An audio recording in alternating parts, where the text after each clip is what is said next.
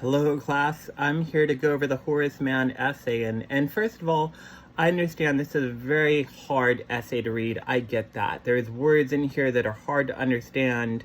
There's sentences that are super, super long. And it's not the most enjoyable essay to read. And with that being said, this is the hardest reading we'll do all semester. But let me say this is important for your essay because our first essay, because in your essay, you're going to have to summarize parts of this essay. And also, I think it's a very important essay to read as well because it's the backbone of education. Some of you guys maybe went to Horace Mann Middle School. There's Horace Mann High Schools, middle schools, rows across the country. He is a founder of education. And I'm gonna spend time going over this essay in a lot of detail for you because I know it's so hard to understand. One of the very first things to know about this essay is there is one part that was omitted. It's called physical education. It's not in this essay, you won't see it, but I'm starting here because it's important. And what Horace Mann wanted in physical education, one, he believed that the child was responsible for their physical health. The child was responsible. And I think that's a fair argument, but I think that depends on a certain age. If a kid is 5, you should be telling your kid to brush your teeth, be healthy. But if they're 18 years old and you're telling them to brush your teeth and things like that, then I think there might be a cutoff there. And secondly, so first he said that it's the child's responsibility. Secondly, he says it's a parent's responsibility to teach a child about physical health. And I see that and I get that. The child brought the parent brought the child into the world, so it should be the parent's responsibility. And I think that's a bit, I think that the complicated part of this is that some people say it's a teacher's responsibility. Now, he's not saying that himself, but he was advocating to including physical education in school. And parents would say that it's the teacher's responsibility because I'm working 40 hours a week, and I don't have time to take care of my child. And then the school would say, well, you're responsible too because you're the parent, you brought them into the world. So it's complicated on who should be responsible for teaching a child about physical health.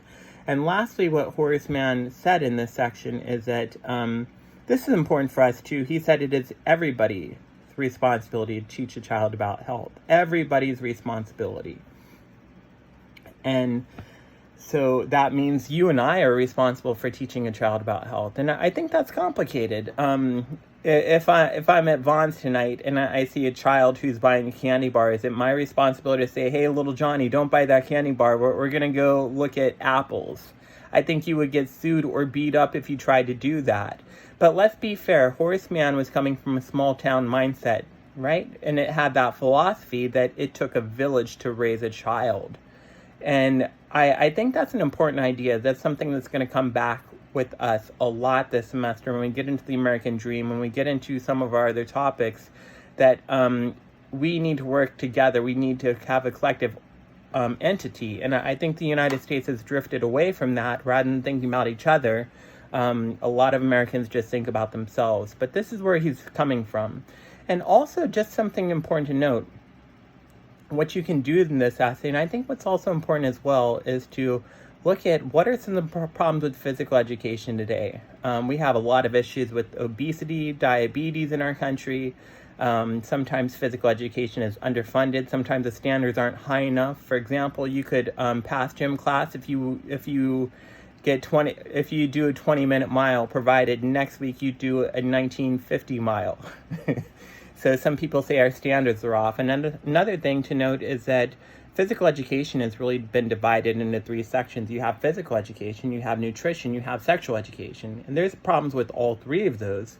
And I'm posing those ideas because those are good paper topics as well for your essay. So hold on to those ideas. I think it's really smart to look at the past to now. Problems then, problems now. The other thing the first section that we read from Horace Mann is intellectual education to remove poverty. And we have to remember this. Horace Mann was born into poverty. And he became rich and wealthy and successful, and he wanted to make that opportunity for everybody. And if we look on, let's see, I'm on page 2 of our essay. The second paragraph, he says, education beyond all other devices of human origin is a great equalizer of the conditions of men. And that's a very powerful statement, because what he's saying is that education is an equalizer. And what he means by that is if you get an education, you could get wealth. You could move up in class. And part of me does agree with him. I see that argument. I side with him with that too. I like to believe that you could go to college, you could get a better job, you could make money. You could go to college, you could major in nursing at a community college, and you could come out and make money from that. So I agree with him, but I also think that there's other factors that go into that. I think our school system today is not making people equal, it's making people broke, especially the college system. And I also think that education would be equal if we all had an equal education. And that's something you'll be reading in a later essay. At the bottom paragraph on page 2, above political education, I really like what he says. It's one of his last sentences in that paragraph. It's a very important sentence. He says, the greatest of all the arts in political economy is to change a consumer into a producer, and the next greatest is to increase the producing power. And I think that's a very strong statement. So he's saying that what he wants is he wants Americans to become not consumers, but producers. And he was saying this in the 1840s. I think that's a very powerful point, because you look at today and what happened because we're all consumers. We're not producers anymore. And I think that's a major issue with America. How many of us make anything anymore? What are Americans known for making? I mean, on some level, we do make some cool things. We have Google, we have Amazon, we have we have great corporations, and we do make things, but that's a complicated topic, right? But hold on to that idea that he wanted us to become a nation of producers, not consumers. And he also wanted us to become producers so we could start a small business and make money that way. That's what he was advocating. And if you look in this section, there's a lot of fear. He talks about men being wolfish. He talks about uprisings, revolts. And if you think about this, he was writing this right before the Civil War, so we were a nation divided. And if you look back to the French Revolution, which I think he was looking at, there was no middle class. You had the extreme wealthy, you had the extreme poor, and there were riots. People were murdered, and people were angry. And he's saying if we allow people to become poor to middle class to rich, then people will be happier, they'll be more successful, they'll be able to contribute more to the country. So that's the ideology he was pushing. I'll go over one other section, then I'll do a separate video on the last two sections. The next section he was talking about was political education, and I think the big quote is on page 3. He says, right near the bottom of the first paragraph, he says, a partition of the powers of government into 3 coordinate branches, legislative, judicial, and executive, with the duties appropriately devolving upon each, the mode of electing or appointing all officers with the reason on which it was founded, and especially the duty of every citizen in the governmental laws to appeal to the courts for redress in all cases of alleged wrong. So this is what he wanted. He wanted, people to understand government. He wanted that to be understood thoroughly. He also wanted people to understand laws and how they work. So if you're wrong, you could go to court and you could fight for yourself. Those are 2 major things he wanted. And I think to look forward into right now, are we really getting a political education? Do we really understand government? Some people, usually I have 1 or 2 students say, yes, I had a good political education in my school system. But most people say we wouldn't. But to be fair, at some point in school, we do learn about the branches of government, but usually we forget about them. And in terms of law, I remember when I was in school, I had 1 semester of law. It's not, and what he was advocating, you should understand laws.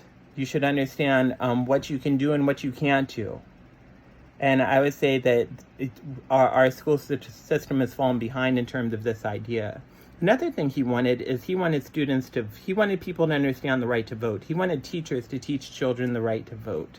And he felt it was the most important thing. I'm really summarizing the next paragraph where he says, right around the middle of the next paragraph, men would approach them not only with preparation and solicitude. So I'm summarizing that. And what he's saying is he wants people to understand the right to vote, and your vote is more important than anything you have. It's more important than your house. It's more important than your children.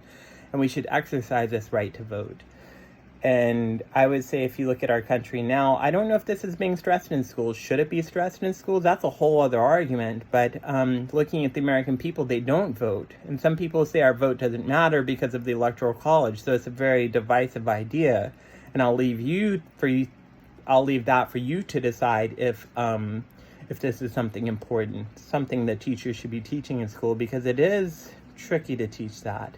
The very last thing he says that teachers should be teaching politics and government, but they shouldn't be biased. And I think that's challenging, because I think teachers are biased, and if they're going to be biased, then why teach it? And I see that side. And the other side of the argument I see is this, where let's say your parents are liberal, and you go to school and you have a conservative teacher. Now, at least you're getting more of a balanced view from that teacher had you never not met them in your life. So maybe it could also balance our view as well. That's just one argument for it. I think in terms of 2020, where we are today, I would say that voting, I don't know how much voting matters right now. We'll see in November. Should politics be taught in school? I think that's a divisive idea, but I think that's important. I think that's actually a pretty good paper topic. Law should be taught. Politics should be taught. Government should be taught. I think there's some core ideas here. And I'm going to make another video that goes over the other two sections of this essay.